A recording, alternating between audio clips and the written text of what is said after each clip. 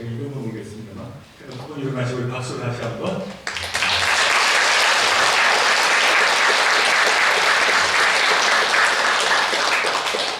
할렐루야. 오늘은 특별히 5월 8일 어버이날이면서도 어버이 주일입니다. 그리고 오랜만에 일일과 병합으로 온 가족이 함께 예배드리게 되었습니다. 너무나 반갑고 기쁜 일이 아닐 수가 없습니다. 이 땅에 모든 우리 부모님의 주님의 크신 은총이 가득하시기를 이 시간 간절히 축원을 드립니다. 저는 오늘 말씀을 시작하면서 이런 질문을 하나 드려보겠습니다. 여러분은 가장 존경하는 사람이 누구입니까? 하는 질문입니다. 이 질문에 대해서 보통은 위인들의 이름이 그 답의 자리를 차지합니다만 지금 여러분은 어떠한 인물이 떠올랐습니다. 그러나 가끔 자신의 부모님, 그러니까 아버지나 어머니 또는 할아버지나 할머니라고 그렇게 대답하는 사람들도 있습니다. 저는 이러한 대답을 하는 사람들을 보면 참 궁금했습니다. 어떻게 하면 저런 대답이 나올까 하는 겁니다. 저도 자식이 둘 있습니다만 이 존경받는 아버지가 되기는 쉽지가 않기 때문입니다. 자, 그렇다면 무슨 이유로 자신들의 부모가 존경스럽다고 그렇게 대답하는 것일까요? 물론 존경할 만은 하니까 그렇게 대답하겠습니다만 그렇게 대답하기까지는 분명한 하나의 과정이 있었다. 저는 그렇게 말씀드리고 싶습니다. 예를 들면 이런 겁니다. 우리가 이순신 장군이든 또는 세종대왕이든 안중근 기사든 그 어떤 위인을 존경한다고 할 때 그 이유는 그들의 삶을 잘 안다는 데서 출발합니다. 책을 통해서든 또는 영화나 드라마를 통해서 이 존경할 만한 그들의 일생을 잘 알기 때문에 존경하는 마음이 드는 겁니다. 그리고 그 인물에 대해서 잘 알게 되는 과정이 너무나도 중요합니다.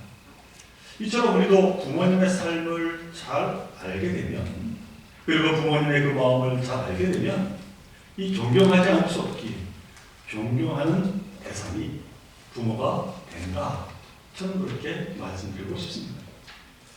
그런데 이건 다른 말로 하면 의외로 자녀들이 아버지나 어머니의 치열했던 삶 그리고 자식을 향한 마음 이런 것들을 잘 알지 못한다 라고 하는 사실. 아니 부모는 다 그렇게 자식들을 위해서 희생하며 살아가는 것이기에 존경이라고 하는 단어를 떠올리지 않습니다. 그렇지 않습니다. 오늘은 어버이 주일입니다만 훗날 여러분의 자녀들이 할아버지 할머니에 대해서 물어볼 때 우리 부모님은 어떠한 분이셨는지 어떠한 삶, 어떠한 마음, 어떤 신앙으로 살아오셨는지를 잘 대답할 수 있는 부모님을 향한 끊임없는 이해와 관심을 가지시기를 간절히 바랍니다. 저는 오늘 우리가 잘 아는 창세기 9장의 말씀을 본문으로 펴겠습니다. 여기에는 한 인물이 나오는데 다름 아니라 노아라고 하는 인물입니다. 창세기 6장 9절에 보면은 이 노아에 대해서 이렇게 설명합니다. 노아는 의인이요 당대의 완전한 자라.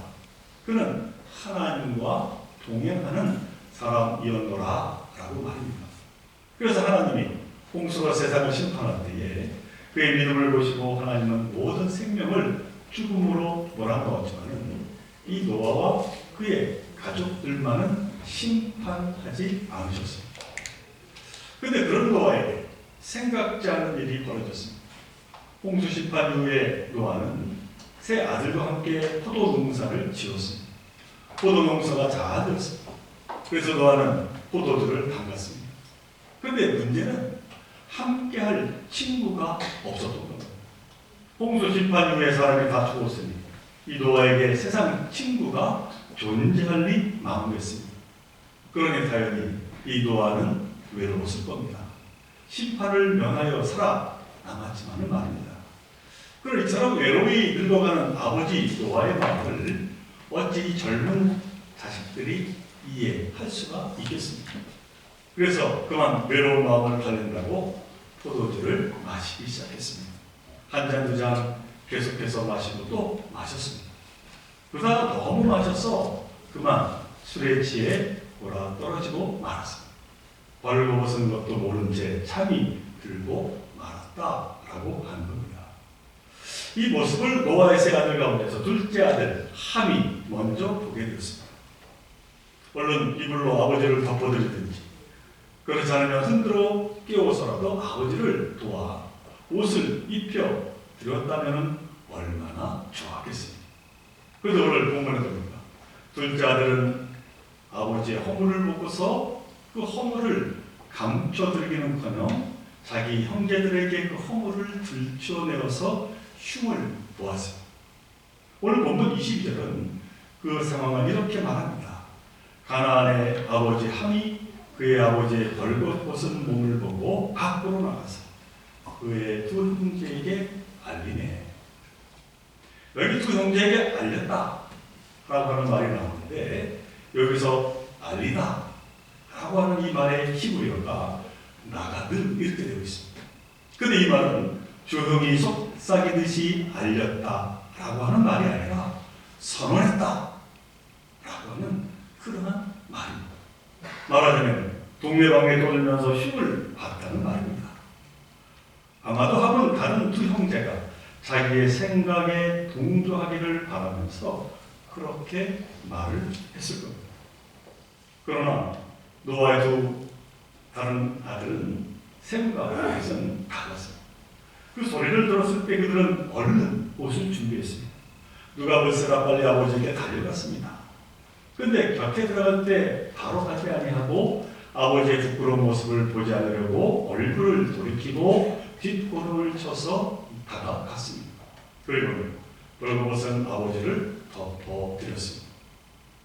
이 일이 있은 후에 슬깬 노아는 작은 아들이 자신에게 한 일을 알고서 25절 이하에서 이렇게 말합니다. 이에 이르시되 가나안은 저주를 받아 그의 형제의 종들의 종이 되기를 원하노라 하고 또 이르되 셈의 하나님 여호와를 찬송하리로다. 가나안은 셈의 종이 되고 하나님이 야벳을 창대하게 하사 셈의 장막에 거하게 하시고 가나안은 그의 종이 되게 하시기를 원하노라. 마음을 다해 아버지의 허물을 덮어주었던 셈과 야벳에게 노아는 축복했습니다. 그러나 아버지를 무시하고 흉보 그 명예를 실추시킨 그 둘째 아들 함은 저주했습니다.